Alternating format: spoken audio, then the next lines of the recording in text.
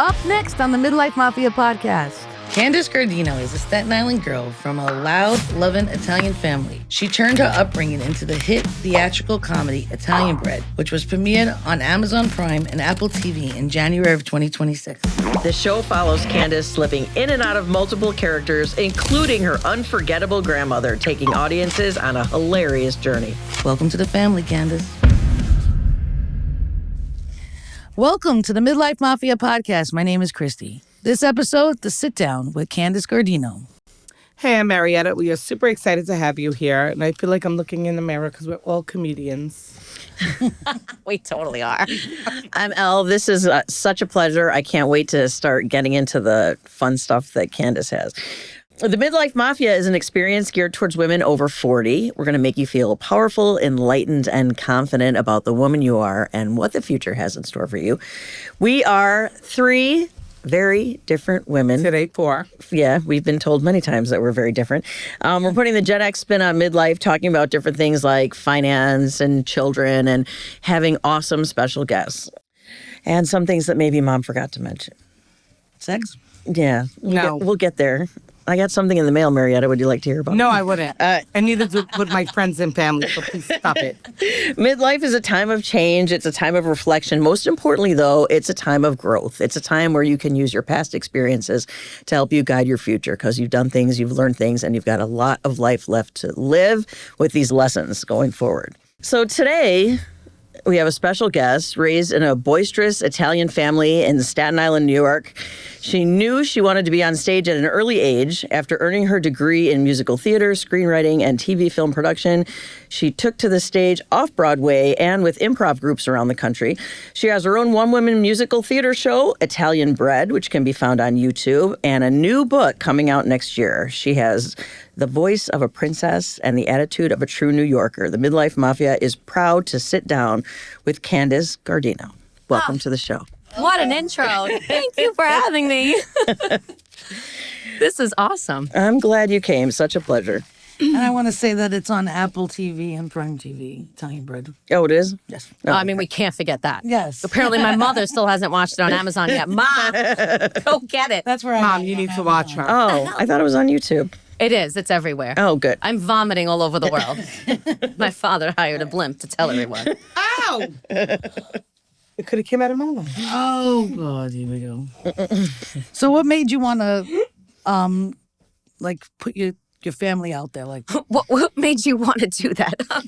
I always say this, and you might be able to relate. Like, I always feel like there was a moment in my life where I turned to my family at a younger age where I was like, I feel like it's unhealthy how we yell at each other and the shit that we're going through. Like, I feel like we should have went to therapy, but no one goes to therapy. Was the therapy. No, it's That was the therapy, right? Like till this day, I always say, like, it's, therapy is expensive. This is my therapy. I go out, I air out my shit, my dirty laundry, but I just feel like it's my way of sharing all these stories with the world. Also, too, there's nothing more exciting than like coming together in a theater and being like, oh my God, I went through that. Or, oh my God, I know that character she's impersonating. Like that to me is just like my oxygen. Ever since I was like 4 years old, I just wanted to be on stage. Awkward in everyday life, normal on stage. It's great. I love it. We really enjoyed it. I mean, your grandmother's stories are great. Bananas. My grandmother is not normal. I only know that because I've learned what other grandmothers are like. And I'm like, oh my God, she's sick. Like, it's so sick. Like, there are things. I think they're like that, yes. Yeah, there are things she taught me. She spoke to me like I was a 35-year-old woman at 6 years old. Like, she did not treat me. There was no kids' table. There was no, shh, the kid is here. No, she was like, let's learn about men. Let's learn about their balls. And let's learn that they're not great. Let's learn that they hang. Like, she would tell me all these things. Oh. I mean, she would. A cool grandmother. She was a cool grandmother. She'd smoke. She would drink. She would teach me, like, first of all, she never wore anything that wasn't like top-notch sexy. Like God, I think she was like 60 at the time or 62. And I remember thinking, as a kid that's old. Little Right. did I know. But I remember looking at her. She went to pick us up at school one day and all the other grandmothers had like these house coats on. Some had their hair in rollers and like these big purses. And she came out of her car, which was a brown Oldsmobile, and she would like fling open the door, and I remember seeing a foot come out of, and it was a black spike heel shoe in a tight black, like sexy, like she had big red lips, she had flaming long red hair, and just like walking, and I was a kid, and I remember thinking like, this is not normal, that this is my grandmother. The cigarette was hanging out of her mouth, she was yelling at people to stop when she crossed the street, like just a unique human that It's gonna be me when I'm 60. it is gonna be. You just want to embody it. So. Yeah. Listen. What? You're almost there, so. She just said you're almost there. I don't feel well about that. Oh my God, I'm kind of You're gonna sweating. take her to the schoolyard after. You're gonna take We're going to the schoolyard after this. Yeah. Well, my grandmother walked around with a bat. Only saw her with a metal bat. That's it. You have to have one in the car. Too. I know. Didn't your grandmother have a bat too? Yeah.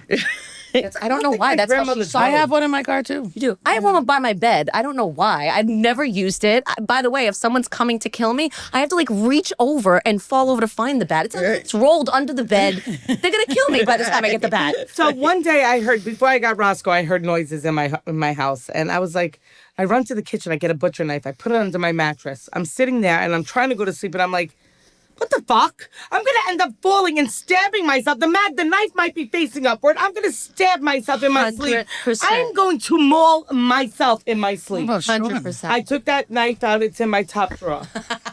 At least it's in the top. It's in my room. I know where it is. But now I got Roscoe. If anybody comes in, they have to get past him. Yeah, cannoli does nothing. Roscoe will save your life. Cannoli, I like that. I know. I love a cannoli. My 12-pound cannoli who does nothing, and I love him. It's probably extremely cute. He is. He's so cute. But he owns the house. So I have a question. His son. Yeah. If you don't mind. How is your relationship now? Like, with your family? How's your relationship with your family now? Like, you put all their dirty deeds on the table. You know, you went on stage with that. You know, when I first started touring, I mean, at an early age, my parents were like, she's a performer. Like, she's the dark horse. It's obvious. It's obvious. I was a shy kid, though, so it was a little shell-shocky that, like, wow, she does that thing on stage so easily. But I was a shy kid. But I will say, the years of me doing this and touring the country and stuff, it started out with my mom being like, don't make us look bad. Started out with that. You know, I'm the first daughter. I do what's right. I fold correctly. I do I do the good thing as the first daughter. And my dad was like, can you make any money? Like, that's all my father worried about. Like, can you make money? Like, what kind of career is this? I said I wanted to go to school for acting. I graduated with a 4.0. He was like, in what? And I was like, well, I did the thing. Like, I'm a great singer. Like, it didn't matter. You know, he didn't understand it. But as I started to tour and everything, he started to see the theaters that would be filled and the people after the show. Like, I'm such a hugger. I can't help it. Like, after the show, I go out too, Candice. and I hug like 300, 400, 500, 600, whatever the theater's holding and how many people were booking that day. I'm hugging everyone after the show. So my dad one day said to me, he's like, you're changing lives.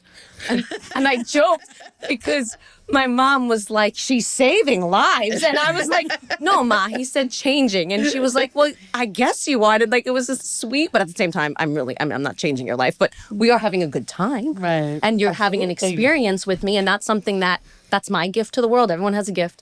You're going to make my teeth amazing, right? Like, everyone has a gift. My gift is like, I'm able to share an experience I have. We hopefully connect and then we hug it out. And then it's like, you now feel somehow changed, whatever that is, right? And so I think my parents are now the type of people where they're giving me notes. You don't impersonate me, right?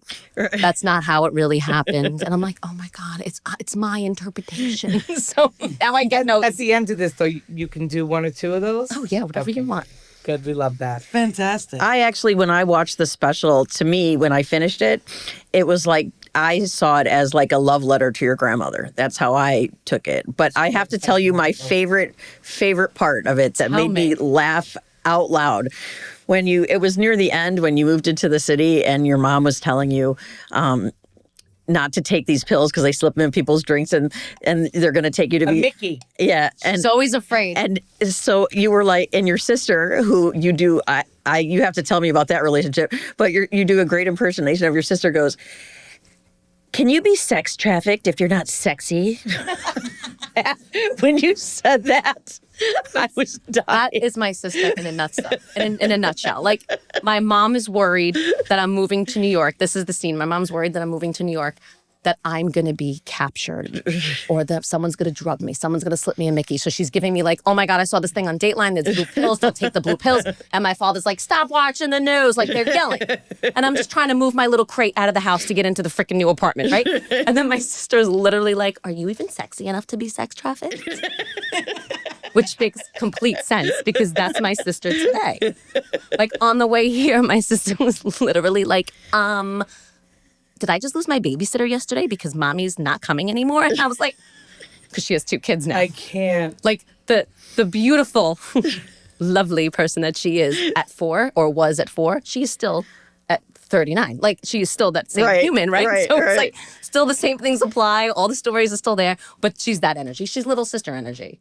But you're still a tree and the stage and the person on the left in her view of you. Like we grew up playing games where everything was always the stage. I was always the set pieces and she was always stepping up on me to sing. And I was like, what the And now that like I'm the performer, so to speak. And she's my special. No.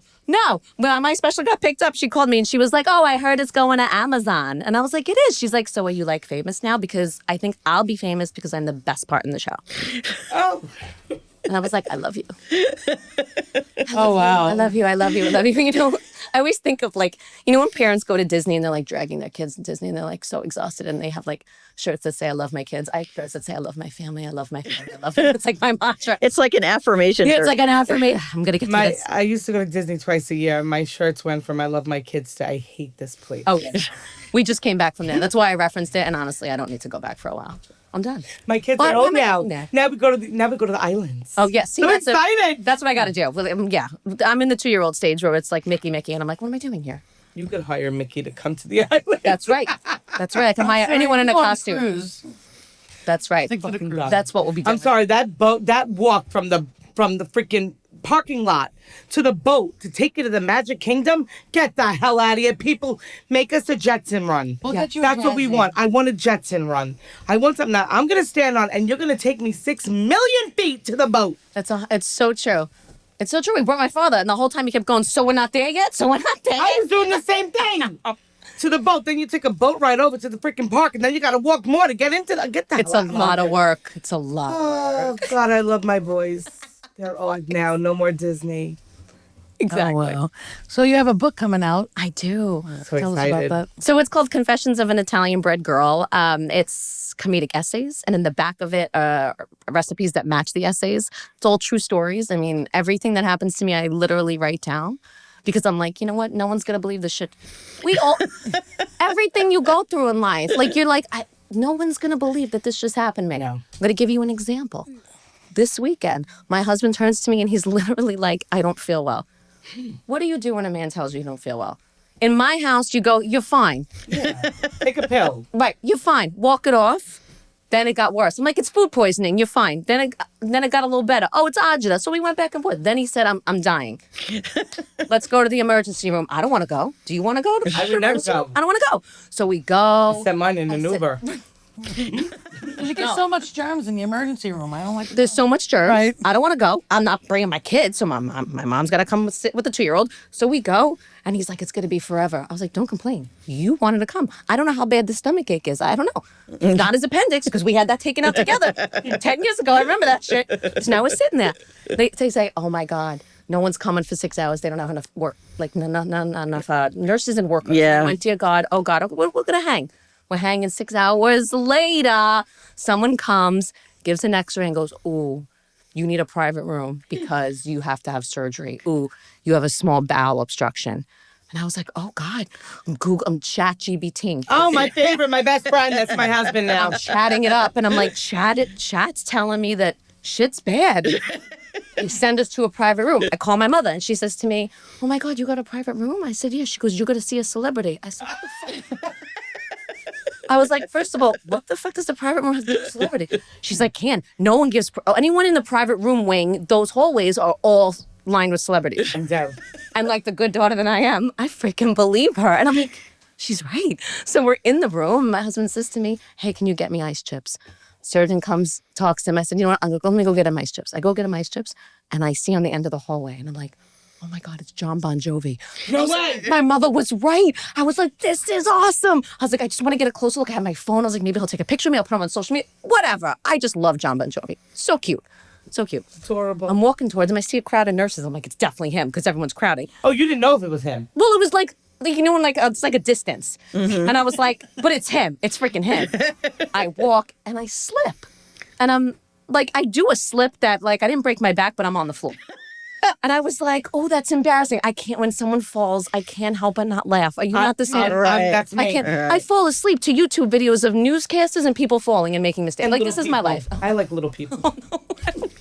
Not watching little people. And so I fall and I'm sitting in like what feels like soda. And I was like, oh, it's brown. And the nurse was like, she comes up to me, help me Somebody up. shit on the floor. She goes, well, what a shitty day, huh? And smiles. And I was like, what does that even mean? Yeah. And I look over the bathroom, backed up. I'll throw up So now. I'm sitting in shit. Oh. Mind you, I can't meet Bon Jovi sitting in shit. So my reaction was, I got to go back to my husband's room. And then I said to the woman, the nurse who helped me up, I said, I can't meet Bon Jovi. She goes, what are you talking about? That's my father-in-law. He has a hernia. So Bon Jovi was my father-in-law with a hernia. And then I walked back to my husband's room. I don't have the ice chips. I got nothing, and I'm covered in shit. And as I'm rounding the corner to go back to Tom's room, two couples, a man and a wife and another man and a wife come out of the elevator as I'm rounding the corner, and I hear, Italian Bred? That's the name of my show. Right. And I'm like, no, it's not me. Candice? I'm like, no, fuck no. Some couples, God bless your heart if you're listening to this, noticed me in the hospital. They're telling me they saw my show last year in Jersey, and then they went to Connecticut to see me. I was so sweet. I love these moments. I live for these moments because it's like, you know me, oh my God. Shit, though. But I'm now having this moment covered in shit. And then I had to like literally exit the conversation as best as I could because I'm pretty sure all 6 of us smelled the shit. And then I walked back into my husband's room and he was like, I don't need surgery. I was like, we gotta go. I was like, I'm covered. He didn't need surgery. He's okay. He didn't have a bowel strip? No. Do you know what it was, by the way? Men, it was a small bowel obstruction due to an inflammation because he had a virus. I would have divorced him right I was now. like, we gotta go. So stories like that are in my book. Like literally like just shit that happens to you every day where you're like, is this life? Right. Yeah, covered in shit. You always look around to see if there's a camera watching you. I know. Always look, and also too, it's probably not Bon Jovi. But if That's a bummer. if it was, hi Bon Jovi. I'm a fan. I'm a fan of Bon Jovi. Come on. You would have done what you could to go say hi. Him and Method Man. Oh, Come on. come on now. Comes you up stand every up. day. Oh, does it come up every episode, the Method Man? Yeah, pretty much. Listen, I feel like I'm a celebrity. I don't know why I'm not meeting him. Everybody else goes to the Staten Island Mall and meets him. I don't get to meet him. Maybe you should go to the Staten Island Hospital and have a small bowel obstruction. Oh, I thought he was going to be there. I'm like, did he get a job? Is he working there I now? would join in the gym to meet him. I can't do the gym. I'm too fat. People, Is they he would at all the make gym? fun of me. Yes, he goes to Crunch. I kind You of know know? his schedule. Oh my God. So don't join the gym, but just go. Yes, everybody. She's a stalker. Oh my God, I love it. I love him. So I read that you were a Pilates instructor. I was. Get out of here. It wasn't. Stand like a tree. Wait, was is the key word. Absolutely. I grew up as a dancer. So like it kind of is natural that all of a sudden when you're like struggling actor trying to find work, that you're like, how am I going to make money? Oh, I'll be a workout teacher. I'll be an aerobics teacher. So I was Pilates. I did exhale bar classes. I taught for Exhale what? Did you ever hear exhale? It's called bar classes. No, dude said barn. I'm like, my niece would love to go work out with the goats. Actually, they Goat do yoga with goats. Yeah, they have goat yoga. Yes. It's always sold out too. You know what? They also have baby yoga. I always wanted to bring my kid. I did it once. I had to not leave because all these little mothers with these little, you're supposed to bring 6 months and younger. So I went with my 5-month-old, who is the size of apparently a 1.5-year-old. And I'm like, I can't, how do you do? Y'all couldn't even hold him up. I was like, oh, no, I can't. And these mothers are doing yoga with these little things. I was like, my kid was never that small. My kid was so big. So I couldn't do that. But yes, I did. I totally did the Pilates and all that. I loved it. That's very cool. I met a lot of fun people, especially living in New York doing Pilates. I bet you did. I did. I taught classes, and Sigourney Weaver was a regular of mine. So you did meet famous people. Did you tell your mom? Of course I did. And then she would come to New York just to see him, see her. But she always would come to New York to see Regis filming because he'd always be on my block. Scared me. I'm like, wait a second. I thought that was a woman. No.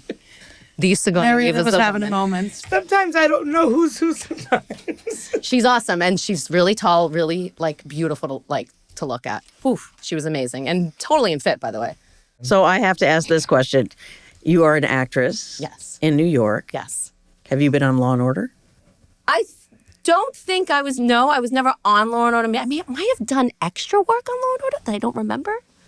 Everyone in New York has been on Law & Order. You know what it is? I did the second I got out of college, I toured. I toured with a few shows, and then I did a big tour of Blue's Clues Live. Oh, gosh. Oh, my God. Blue's Clues. That's my favorite baby show. Stop it. My nephew loved that show. I did all the voices of, in this particular show, they had Mailbox. Yeah. Mailbox was this big opera voice, and I would sing opera, and I would imitate all of these, the mailbox would open, and when you have to, the mailbox would open, and then we have to make another sound when the mailbox would close, and I'd have to sing these arias at 9 a.m. to a bunch of 10-year-olds and 6-year-olds.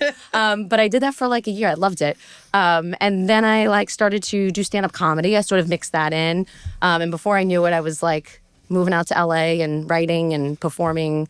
Italian Bred has been, I would say, a good 7 years of my life, just 7, maybe even more, of just working all these characters out in material, and you gotta see what works for you. Yeah. I'm not a traditional stand-up comedian, but I'm also a theater chick, so I had to migrate it all. And for me, it's oh God, Carol Burnett, old school, Lily Tomlin, those woman shows. It's You said that's what I grew up on, and I wanted to recreate that, something like that for myself. But for me, it was coming from what I grew up with, family. Yeah. So that was an easy one. So can you tell us a little bit about, your struggles having babies? Oh my God, of course. So it took me about 9 years to have my son. I did have a moment where I was I'm going to have a career and I don't want a child. And this was in my early 20s. And I met my husband really early on. And he said, we don't need a kid. We don't need a kid. It's not that I didn't want it. I just concentrating on my career. I have time. And you do have time, by the way. But once I started the journey, they make you feel like you don't have time. Yeah. So being early 20s, I thought I had time. And then I started 30. I said, let's try. And nothing happened. And I thought, okay, let me get checked. And I did a round of IVF that didn't work. And I thought, okay, that was kind of tough. And then I took some time off because, as we know, if you know anyone going through IVF, that shit is not easy. Yeah. It's also really expensive. Yes, that's what I was thinking. It weighs on your head mentally. It was just it wasn't easy. So I took a year off, and then I went back and I said, okay, let's try again. Try naturally. My mother says, stay calm. Stay calm. How do you tell an Italian woman to stay calm? I was I'm running out of time. And I was 32. Every time the ticker kept right, each year. And then I went through a journey of, yes, IVFs, but also a health journey because I got diagnosed with stage 3 endometriosis that I didn't know I had. I literally didn't know. I didn't even know what the word was. Right? I still don't. Man, many people don't. And endometriosis is the growth of the endometrial tissue within your uterus and your ovaries, and it can happen actually anywhere. Mine went all the way to my chest cavity. Oh my goodness. Literally thought I had a tumor because when they did an MRI of me, they went, oh my God, there's something gigantic that we're measuring at that's good to say. 14 inches on your ovary that's leading up to your chest cavity because I couldn't breathe. I was having trouble breathing. And I'm like, one doctor said to me, it's from all the IVFs because at this point in my journey, I was at number 6 of IVF. Oh, God. Not working. And they said, it's all those hormones. It's making these cysts for you. And I thought, that doesn't make sense. End up having a laparoscopic surgery that took out all the endometriosis, took out this large tumor, which was actually a dermoid, tons of female stuff that I didn't know. Also, too, my family didn't talk about it. I will say that. I grew up with some amazing women. The only thing that I will say is that they didn't talk about female health the way that we do now. I did have a miscarriage. I had a few in this journey. And when I opened up to my mom, she went, I think I might have had one too. I was like, let's back up. you think you might have had one? And she was like, I don't know. Candice, I was young. And my aunt sort of was like, yeah, maybe that's what that was with me all those years ago. They weren't connecting the dots. Right. So for me, I felt like I was the first in my family to go through it because everyone else in my family popped out those babies. And I was like, what's going on? I'm not popping them. Nothing's happening. So it was quite a journey. It did take several IVFs, and I never got pregnant through the medication. Nothing ever worked. And then I got pregnant with no medication. Did you try acupuncture? I've tried acupuncture. Remember the movie The Nutty Professor, where he sits with all the needles? That was me. I did acupuncture, and those things do work. Me. Right? It's like, but they weren't the thing. Right. But I do think they are good to keep you calm and centered and sort of hormonally balanced. Yeah, just the two people I know that did it, it's like when they stopped trying and they did that worked. So I was like, okay. It's true. And I do think it works for some people. I'm a high intense Italian. It took more than just the hormone, just the acupuncture. It took way more. But for a lot of people, it works like that. Get some acupuncture. I also saw a shaman because I was like, I need to know. I need to know what is my meaning in this world, because I picture a child, but like nothing's happening. And we're on year 8. Like, and then you start to feel, I will say this, you start to feel, or at least I did, I feel bad for my husband. I did. I felt bad. Defeated. I felt like I wasn't giving you a child. full life. And I would joke and I would cry and I would say, like, you married a lemon. I'm so sorry. I'd be like, go get the one that can give you. Good man. And he didn't care. He was a good guy. He didn't care. He just kept saying, who cares? It's just us. It's just us. And now that this gorgeous baby is here, he's like, Everything is the best, yeah. right? Like everything is the best to us, except when someone says, do you want number 2? He's like, I can't. I'm like, no, I can't either. I can't. It's a lot of work. As you all know, you all have children. Like it's a lot of work to have this child. How was your mom when you were going through all this, or My grandma? my mom's interesting because she was so supportive. She didn't know what IVF was. And even my father. My father's like, does the thing not work? Like, that's all he kept it. Whenever someone can't get pregnant, according to my father, the thingy doesn't work. And I'm like, his thingy works. It's nothing about his thing. Right? Like, they didn't get it. But my mom, super supportive, but all she did was just stand by me. Like, I had a lot of surgeries too, fibroids and stuff like that. She would just cry. She'd just stand by me and cry. She goes, I'm just so mad. Like, she was just mad for me for a while. Typical Italian. Right. She was just mad. And then she said to me, I yelled at God today. I was like, I don't think that's the answer. Or she would say things like, I don't think I was specific enough with my prayers today. And I was like, why? She said, because I think I need to say specifically what I want. I'm like, okay, Mom. So like, that's how Mom handled it. How about your sister? She was actually wonderful, you would think, right? But she would say this. She's so funny. She has 2 kids that she popped out like this, right? I'm like, of course you did. You look and pop that shit out. And now I got to like go through enough IVF for the whole family. But she would do this thing where she was like, listen, motherhood is the most amazing thing.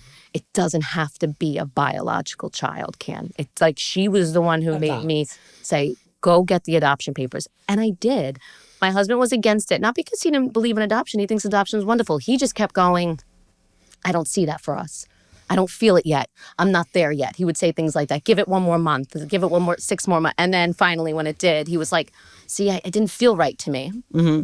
Me, I was like, I just want to be a mom. I just want to be a mom at this point, right? Once you get to that like year 6, once those numbers start going of years that you're doing it, you're like, I just want to be a parent. So she was the one who made me realize like you could just be a parent. Doesn't matter.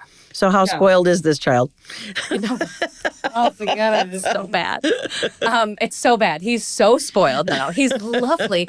He's it's so funny. Like it's your heart walking outside of you. Everyone says that, right? He has like these traits that I had as a kid that I didn't know I had, that my mom points out. Like we go to like a music class. All the kids have to run to get a guitar. And my kid is not running to get the guitar.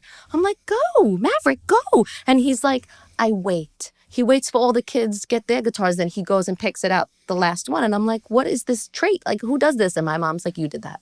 I was like, what do you mean? She's like, you didn't want to be you want to be different. Your own timing, your own thing. And I thought, okay, but please don't have my trauma. Please don't have my childhood issues. You know, like you think of that, like all these, my husband said that this morning. He's like, I want him to like be us, but at the same time, don't be me. Be us. Like be better than me, like learn from me. Like we all want that. But he's the best. Being a mom is the best tired you will ever be. Yeah. Yeah. There's a lot more years of that. Right. It never ends, right? No, it never does. Never ends. No. I see it with all my cousins and my friends who have older kids. I'm like, okay. So my mom is still worried about me. She was worried about me today. Right. She asked me to take a picture of your Instagram page to send to her. I was like, Ma, what are you going to do? She's like, if you go missing, I know where you are. I'm like, But I gotta tell you, your mom is right.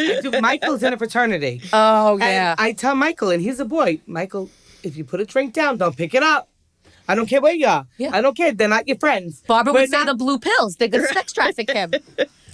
And my Michael's and Sean, they're very good-looking boys. I'm like, if you're going out, leave the drinks. You have money. Buy a new one. That's right. You're It's right. okay. Buy a new one. Yes. I'm a little crazy. Oh, my God. And as my father would say, they'll take her, but they'll bring her back. That's what I gotta tell my kids the same thing. Me and your father were like this because I said the same thing. Michael, they'll keep. Oh, they'll Sean, they'll have to bring back because Sean's a complainer. Sean's his mother's child. There you go. I love it. Always Sean. And he complains about everything. I love it. Wonder where he gets that from. You love everything. I gotta tell you, Ma, didn't you think that maybe getting another dog, you'd have to put him to sleep eventually? Do you want to go through that heartbreak, Ma? If you... The fuck up.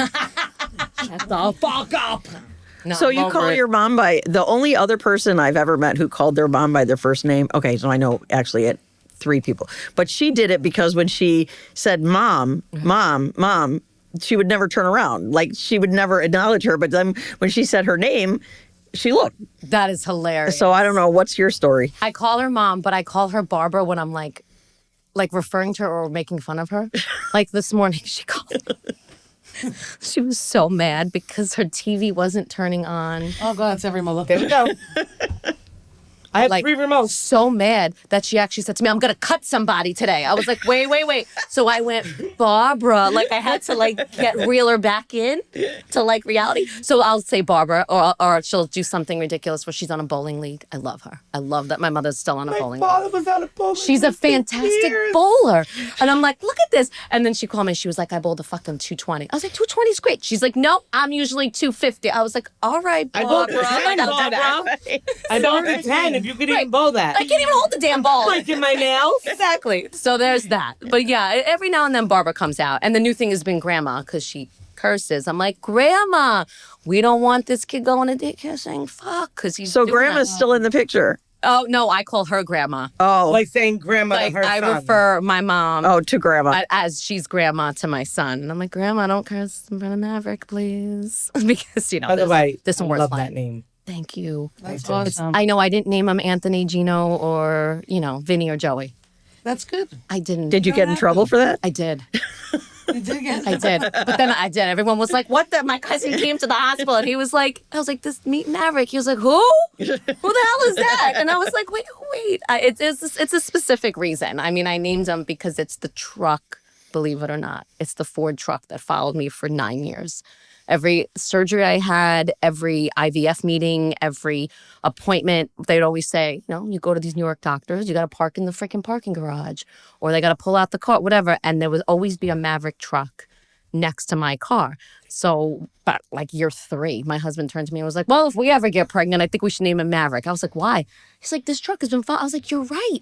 We're always next to a Maverick truck. And then we started noticing it. And then the morning of our C-section, yes, I had a scheduled C-section. I know. I had to. Greatest thing ever. It was like going to get a hair appointment. Yeah. Like, what's wrong with why Greatest didn't we thing. do this sooner? Like, it was Yep. wonderful. Highly recommend. Highly recommend it. time. My Big child was time. also giant. So, I'm not pushing this thing out. They parked the car. They said to my husband, go park the car. And I'm waddling and I'm looking and I'm like, oh my God. Right next to the car was a Maverick truck the morning of. I'm like, where? It happened at least 30 times in all the years. So That's that was the reason. wild. That's wild. She thought it was because of Tom Cruise, was it? No, yeah. Oh, I didn't know, but I never expected that. That's Yeah. a great story. It's the That's a truck great that story. followed me. I just felt like it was that little sign that was like, hey, Ma, if I ever come down from baby heaven. It'd be that's grandma. my It name. could be grandma driving it. Exactly. So now my mother goes, should we buy him the car when he turns 17? I'm like, can we get to 3 years old? We're buying him the Maverick truck. But I would just tell her, buy it now. Right, that's my husband goes, buy it now. I'm like, buy it now. I'm going to put it in the garage. What are we doing? Who are we? I'm actually going to put insurance on it too, Mom. Don't worry about it, Grandma. We gotcha. God.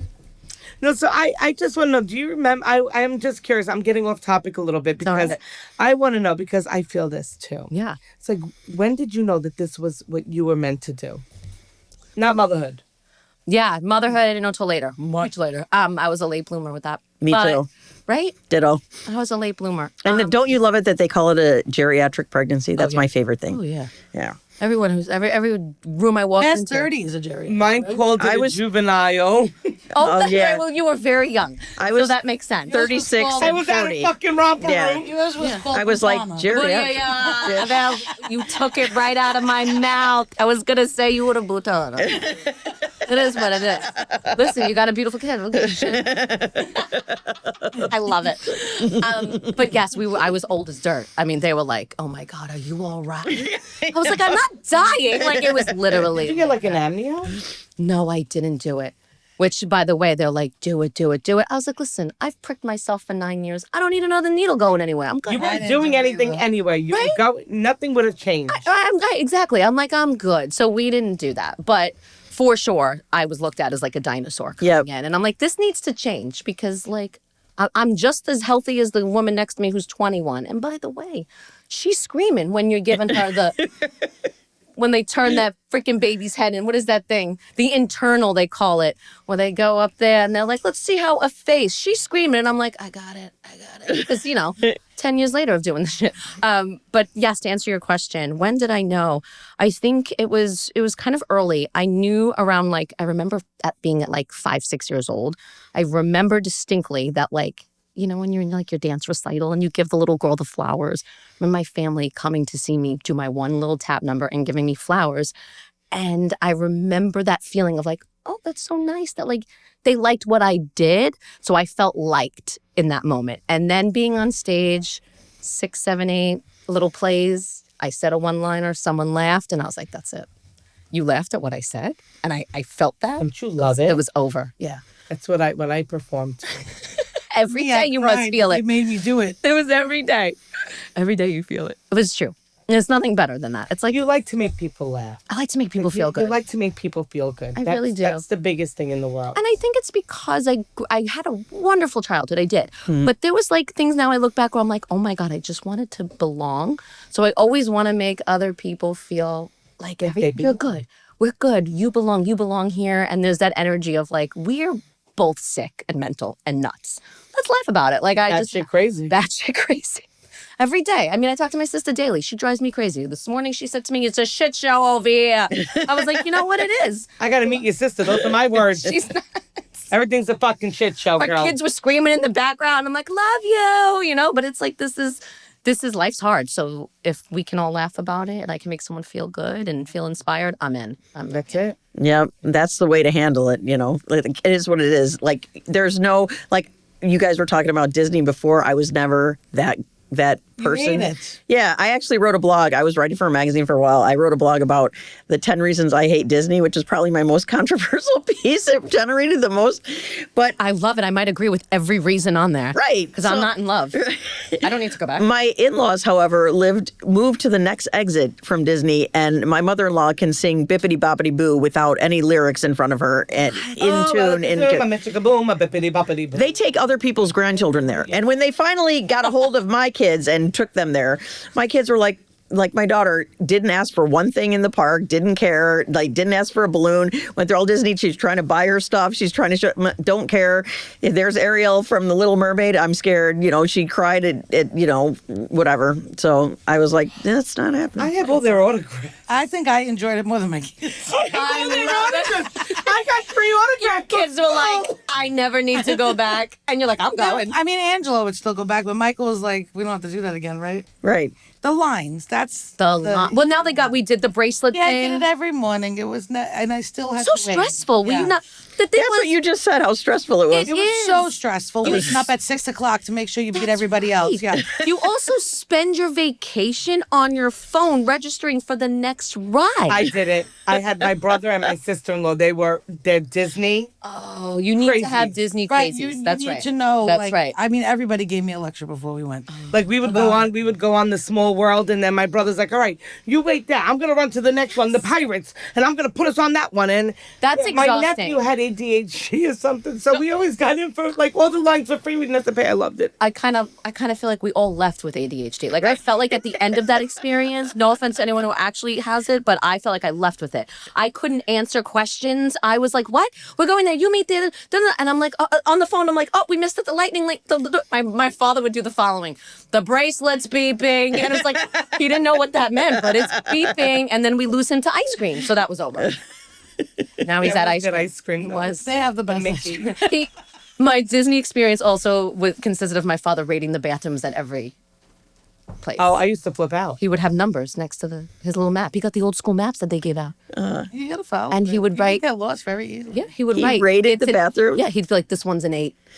This one's a 5. You use your phone for a lot in Disney. So like I bought the backup battery pack. You know, you really do use it's your entry to everything. And I feel like I always came home sick. We came home from Disney and then we got sick 2 days later. I'm like, we're done. We're just, There was too many people around. That's No, Yes, when we yes. first went, well, I don't even know what it was, but they had these things, those bugs, the two-headed bug, the love bugs. What the hell is that? Oh, look it up. So when we went, they were two-headed, like little flying, flittering bugs. Look out. They're called love bugs. They're in Florida. I'm going to look it up because They're insects that fly? Yeah. With 2 No, heads. I'm out. No. No, it So- was like the year of the locust. Remember that shit? Yeah. In Staten Island, my mother was like, you can't leave the house. You can't get on the train. They were on the platform of the train. It was awful. I never wanted They to do that look like again. lightning bugs, but they were double-headed, like a front and a back. Oh, my God. Yeah, wait. And they were flying in Disney. All over. No. So No, these are I them. don't know. They're Those look like look roaches. right here. Look. They're double-headed. Oh, my God. It looks like... But we get Oh my God. we get to Florida Mm-mm. and we go to our room. Now we didn't stay in Disney. We stayed right outside. We used to stay at the like Airbnbs because we're a big family. My sister's like 8, my brother's like lot. 5, I'm 3. Yeah. My little sister it's like a big. So we couldn't really stay in Disney. We would need 3 rooms. No, it's ridiculous. So we always Airbnb it, or we stay in like the hotel right outside the gates of the like right outside of Disney. We go in, we check in, and there's fucking love bugs all over the room. Oh, no. Well, I was on the 3rd floor. We were all on the 3rd floor. I almost jumped off the railing. Oh, yeah. Because it was dark. Yeah. And they were fluttering all over. No, I'm out. So I was like, I gotta tell you, I'm going home. Yeah. They were like, to the hotel because they were in Magic Kingdom. I was like, I'm going home to New York. Yeah. I'm going home. Yeah, I'm out. No, one bug. I can't. I got to go. They were like 30 of No. them. Like it was mating season, and they were all like, So they had 4 heads. Exactly. We had like 37 heads at this point. It's disgusting. No, I could never I'm make not a it. bug person. Who is a... No. I want to meet the people that say I that. like them so much. Picture at 3. No, people would just disregard them. Like my Yeah, sister no, was no, like, no. No. Me, I'm We're 300 sweet- pounds running. Yes. Like a lunatic. Yes. Yes. You would do that now anyway. Listen to me. There was a bug at my son's 2nd birthday party. In one fly in the gigantic hall that it felt like it was a big place. My mother's like, we have to go. Out. I was like, there's a bug. I'm like, it's one fucking fly. But we're out. So imagine you at 30. We're out. We're all tapping out. I can't do this shit. Listen, we went to Turks last year. All I wanted was fruit. Fresh fruit from a tropical, place. Yeah. I would go and the fruit had ants all over Yeah. it. Well, the scene I caused, $25,000 That's for right. a fucking vacation. There's ants. That's right. Clean the shit. Put a net over it. I caused a scene in every restaurant we went to. But I gotta tell you, they could buy that little Amazon net thing. It's so cheap and it goes right over the Isn't thing. it Oh, Love that thing. no, the thing that plugs in that you got, the Zevo. Yeah, because you get the Zevo. fruit flies. It's like, bam, it catches everything. There you The go. kids never remember to close the doors. No, they didn't have it. Well, you're in a tropical island. What do you expect? It's a part of the ambiance, the ants. So did your son enjoy Disney? Yes, 2. So he, doesn't yeah. register yet. Yeah. But we went with my sister's kids, and they're 7 and 5, so they had the best time. And my son loves being with them, which is so great. But it's just chaotic with them. And it's lovely. But my sister and my brother-in-law had an agenda, and my husband and I just sort of followed. And my husband thought he was going to be Mr. Disney. He left being never Disney again. Right. He went with the t-shirt. Was like, oh, I love this place. He left. He was like, I'm exhausted. I didn't want to come back. You gotta go back at least one more. I know, one more. But I'm gonna wait now. No, wait a little But bit. I did the cheap thing because it was like he's free until he's 3. I'm like, we gotta go. And now I'm like, yeah, it doesn't matter. He don't know what's happening. So he saw Mickey. He smiled and Goofy, and we're good. And you got a bubble thing, I'm sure. got a bubble Everything. thing. He had ice. You get hit with bubbles the whole time you're there. The whole time it's just bubbles and there's the parade and it's all so adorable. It sounds wonderful, but then you're there and you're like, it's so fucking hot. Yeah, raving. I went in January and I was sweating. We went in July last Never. year. I would. Oh, never. I went in August once. You want to die? We're idiots. And I said we signed up to be idiots, and here we go. And it was like never. One of the things that I think about you, which Christy thinks is pretty funny, but after watching your special, I'm like, this woman could be the voice of a Disney princess. Like she could be the next Like Disney screwed up. Disney princess. No, Mentally. They don't have the Italian one. right. You could be the Italian Disney princess. Mentally unstable. It's like You don't have an Italian Disney you princess. sing beautifully, just like the Thank princesses, and there's a girl back there voicing all this stuff, and that could be you. Thank you so much. And My we mother just would heard love about that. Blue's Clues, so that I was like, Right? yes. Oh, it makes Right, sense. yes. Thank you so much. Yeah, every time I have this moment where I'm like, because I'm redesigning a new show that I'm going to take out on tour, and I'm like, maybe I'll do less singing. Because, or maybe I'll change. And my mother always screams at me. She's like, no, you have to sing. You have to sing. People love it. I'm like, all right, Mom. So I'll put in this song or I'll rewrite the song. And then my father does the thing where he's like, that's your college. I paid for that voice. I'm like, relax. Relax, Ron. I'm like, it's fine. So I do enjoy singing. I love it. But, Good at it too. thank Yes, you. you have a beautiful voice. Thank You you. have that princessy voice, like because now the Disney princesses, for the last few Disney movies, Yes. they're pretty, badass. They're, they've got personality and stuff like that. We've gone past Cinderella and Snow White. I think we have. We need a curvy princess. Yeah, some well, we badassness. had Moana. I don't know what we had, but anyway, you could be like the Italian. Oh, I would love it. I would love it. What would be I'll your call name? Disney. I was going to say, who knows these people? I don't know. I'll call Actually, the I person that calls had the a person. friend, a client whose mother worked for Disney. You could write it No, yourself. a long I know. How do you do with your writing? Because I know that's something else you studied. So. I do. I write film scripts a lot, and I've sold so many, but at the same time, nothing's gotten made into like the big theatrical release. Maybe someday, that'd be great. But I do. I love to write. I'm currently writing a Broadway show, a new musical. And the writing kind of came sort of at the same time as learning to do like the stand-up version of me, where I was like, okay, this is how you storytell. And then I did a CBS showcase over in Los Angeles for a year, and that was a lot of fun because you learn how to write jokes and sketch comedy, and that was like so fun to mix that with like my theater training and writing. So from there, you sort of find your way, right? And for me, it was like, okay, film scripts and TV shows are just so fun for me to write. I mean, anything that tells a story, I'm in. Especially if it's a good, authentic story that feels authentic. It's like, okay, I can like sit down and like... You can handle it. Yes, or a character. If someone just tells me a character that I've always envisioned this character having a movie or having a TV show. If it's an interesting character, oh my God, I can come up with a whole world. I'm in a bubble. Like literally my husband will try to ask me a question and I'm like, what? He's like, where are you? I'm like, I'm in this world. Whatever's on this paper right now. So yeah, I do. I love to write. That's awesome. Yeah. What are some of the things, have we heard of anything that's gone? Because I know you've done a lot of stuff. I've done so much. I was reading about you and I'm like, oh my God, she did this and she did that. And she was... Anything I've done so many joke punch-ups for like shows and stuff, but I've done sketches that when I was living in Los Angeles over at UCB and Second City, which was like great improv troupes that I've done. Yeah, I don't know. I love it. That's great. I always have. No, that's fantastic. I'm just addicted. I think I'm addicted to it. Just the laugh of it all. Improv is hard too because you don't know what you're going to say. Yeah. You don't know what you're going to say and someone throws it out there and you have to keep the ball up in the air. It feels like tennis in some way. You have to keep the ball up in the air. You got to keep ping pong too. That little ball. I like to see how. Son of a bitch. I have a ping pong table in my garage. I'll fucking rock you. Let's do it. Ping pong drunk is. I'd love to see that. Just don't make my phone ring. My phone ring, the ball drops. That's true. it, people. Everything's over. Yeah. No. You're in concentration mode, and then it's like a ping pong table. Yeah.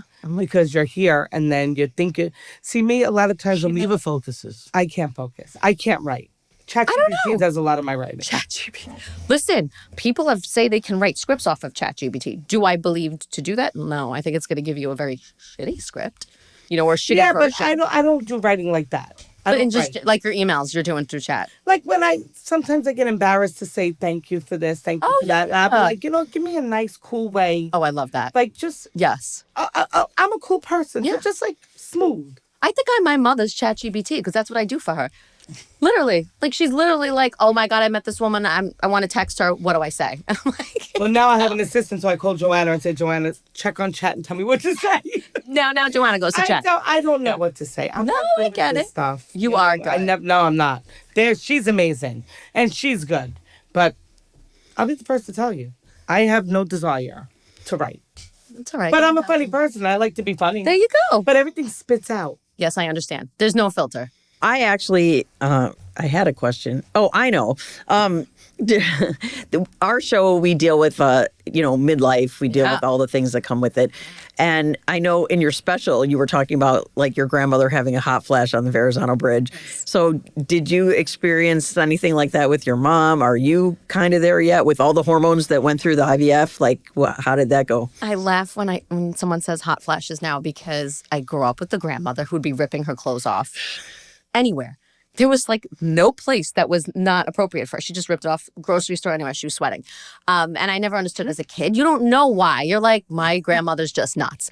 But my mom went through hot flashes and still currently kind of does. She just turned 70 and she's literally like ripping off her clothes sometimes. So I don't know, my family, when they're hot, they don't just politely say they're hot. They're just ripping off their shirts. Like they don't care. So my aunt and my mother rip off their clothes still to this day. The hot flashes is a thing. For me, I haven't gotten hot flashes yet. I just get like, well, going through postpartum, I was telling you guys earlier, the hair. Everyone's like, you're going to lose your hair. Shit's going to go down. My memory has been kind of wonky. Oh, God. My memory's horrible. You shot to shit? Like, what's going to happen to me? That's the only thing. That could be my dopamine. Like, my memory used to be way better. And I don't know if it's because as a mom now, you're sort of like, did he go to sleep? Did he eat food? Oh my God, I have to check my email. So you're just everywhere more as a mom? I don't know if that's the reason, but definitely my memory is like not as good. It's not. And I'm usually like, your memory, because you're crazy and you're doing so many things. I don't know if I could blame that on midlife. I just feel like my brain has been gone for like 20 years. Also too, today, aren't we all doing 16 things? Yes. Everyone. How could you 2 jobs. Kids. It's like we're all doing so But you did your special, like, what, 2 months after your son was born? Yes. Like how 4, could that? yeah. I wouldn't even leave the house. I did it because I felt like now or never. Because there was so many years that I was in my health journey I was so depressed. I didn't know I was depressed while being depressed until I started to come out of it. You never do. And I think that's something that we don't talk about enough, that like, oh crap, I'm depressed. How do I fix this? I didn't know. I just knew life was awful to me. And the days went so slow. And then finally, when I kind of came out of the fog and I was pregnant, and I looked at my husband and I was like, I'm either going to do this now or I'm probably never going to do it. And he was like, you sure? He's like, because you always complain about my pooch, my thigh, my ass, my arm. He's like, your stomach's not flat, Ken. He's very honest, but because I tell him, be honest. But he's right. My stomach wasn't flat. Wait. Still fucking ain't. I don't know. Like, what the hell? Is it ever going to go back? I have 4 chins and 3 stomachs. Shut up. My mother till this day goes, I still have my baby weight on me. And it makes me laugh, right? We all got fupas. But you know what? It's something to appreciate. Like, I didn't realize that until maybe, honestly, a good 6 months ago, where I was like, I made a freaking human. Right. You made humans. Right. We don't cherish that enough. We immediately go to the, how do I fix it? I mean, I really was like, should I get a tummy tuck? Like, and to your point, the special to me was like a celebration of everything I worked for. Because I was touring that show too while pregnant and while trying to get pregnant. God. I walked out on stage 8 months pregnant to a charity event at a Catholic school. Oh, God. And I kid you, I got hired to do it and I knew I couldn't cancel. And I was like, this is bad because you can't hide a stomach that big on a small human. Like, I'm 5'2". I'm like, my stomach was so big. And my husband was like, well, what are you going to wear? I was like, honestly, I don't know. I don't know what I'm going to wear because in a dress, you're like, you're up on stage. People are in the audience. I don't want to feel like I can see under your leg. Like, so it's like, what am I wearing? I did find something, actually, a tighter dress was better than the muumuu because when the muumuu moved, you thought you could see up it. So we went with the tighter. It just looked real bad. And then when I got out right before I got out on stage, the director of the charity event was like, listen, the 3 priests and the Monsignor are in the 3rd row. I was like, oh my God. They're like, could you tone down the cursing? And my reaction, because I'm pregnancy brain, was like, I don't curse ever. And they're like, oh, okay. And then I said, I don't even say anything inappropriate. They're like, you don't? I was like, no. And then my husband was like, you curse like several times. I'm like, no, I don't. And then as I'm out on stage in the middle of the show, I'm like, oh, fuck, the word's about to come out because I feel, I'm in the scenes as the characters and I'm sort of telling the story. So Candice does not curse, but your character. My characters curse up a wall. Candice curses maybe at the very end, but like throughout the show, the character, grandma's cursing. I just didn't, or I said I don't say anything inappropriate. Meanwhile, I talk about how my grandmother tells me that meatballs are related to men's bowls and they're never hard enough and all these things. And I didn't realize this was happening until I was in the scene and you saw those 3 priests and the Monsignor. Just the eyes got bigger and bigger. And here I was with my giant belly. And it's just, you just do these things. So for me, it was like. How did you save yourself out of that one? No, I plow through. You plow right through. When someone is uncomfortable, when you're up on stage, you plow right through. You don't pull back. Because at the end of the day, I can't move the ceiling tiles for these people, priest or no priest. You either like it or you don't. And that's something that took me years to learn. Priests are allowed to laugh. Right? You're allowed to laugh, but they're doing other things too. Yeah, so exactly. Like as my mother was like, he's not so saintly. I'm like, true. There you go, Mom. He could look at my big ass belly. That's what it was. So what in the future? So you've got the book coming out. Oh goodness. So right now, oh wow. 2 things. I would love to be able to say that this is becoming a movie because that is in the works, that I would love to make these characters. My big fat Greek wedding meets Italian. If I'm not a fat person, I'll be in the movie. You could be in the movie no matter what. There needs to be 1,000 people at that dinner table. Your sister will have you be a tree, though, in your own movie. Yeah. Or I have to somehow write the movie that she's the star. I'll figure that out. I promise I won't be as funny as you. You won't steal the spotlight. I love it. Yeah, that's a goal. So it's something I've been working towards. And we're having meetings now with producers. I've always wanted to create that big Italian energy from a female point of view, especially. Because I love the Mafia movies, don't get me wrong. But I always feel like the females have a story to tell. We weren't just hanging in the kitchen. Yeah, we were in there, but shit was going down. As my mother would say, we were fixing everything. And it wasn't food. We were fixing the family drama in that kitchen. So I want to make sure that story gets told. So that's something in the future. A Broadway show or 2, probably in the future. And then I'm going to continue to write. I love to write. So book 1, and then we have book 2 that looks like it'll come out. Maybe lean a little bit more into some fertility comedic stories, just because there's so many women going through health issues, whether it's not even trying to get pregnant, just like, why do I have a headache constantly? And like, we don't have answers. So I want to be able to look and do the deep dive from a comedic point of view, because I get through it all because I laugh at it. Because if people laugh, I'll cry. So I'm like, I gotta do it that way. That's how I learned to cope with everything that I've been through. Because I was like, if I don't laugh, I'll cry. And we have to bring it out because it used to be, like you said, you didn't know anything about any of this stuff because nobody talked about it. And now people our age are having a voice now that we're all grown up and we're talking about all this stuff that nobody ever talked about. Yes, I didn't realize it until I opened up to my own family and even my cousins who are my age, they're 30s and 40s. And they were like, oh yeah, I had a miscarriage. I'm like, when? And they were like, oh, that one Thanksgiving, remember when I came? You were late. She's like, oh, I didn't want to come. I'm like, tell us. I didn't realize, and I understand things are personal to people, and sometimes I'm too much of an open book, but I don't want women to suffer in silence and not know. No. So for me, I was like, any way I can do that, I'm going to do that. So not everybody has a big family, too. Right. That's true. A lot of people don't have anybody to lean on. That's true. If you don't have anyone to lean on, I want you to be able to lean on something. I don't care if it's a book you're reading. I don't care if it's a best friend. It's just you need that something to anchor. Just the laugh that you give makes somebody feel so much better. Yeah, that's the goal. But thank you. It's always been important to me. So where can people find you right now? Where's the special? You can find me on Amazon Prime. You can find me on Apple TV. It's called Candice Guardino Italian Bred. That's BRED. I don't sell actual bread. Do not email us. Do not call us, please. I've gotten too many calls. And then I have a website, of course, my name, CandiceGuardino.com. And then I'm on Instagram at Candice Guardino. We'll have it at the bottom of our episode. Yeah. Yes. Yeah. Well, thank you so much. Thank you, guys. I love this. This group is awesome, by the way. We have had, nothing but laughs like ever since, we started watching your special, and you in person, just an amazing, real person, so much energy. We can't thank you enough for coming here. You are welcome anytime. Oh my God, you guys are the best. They fed me. I'm coming back. Done. We feed everybody. We're Italian. You know how to do it. So thank you for watching this episode of the Midlife Mafia podcast. Please like, follow, and subscribe. Welcome to the family.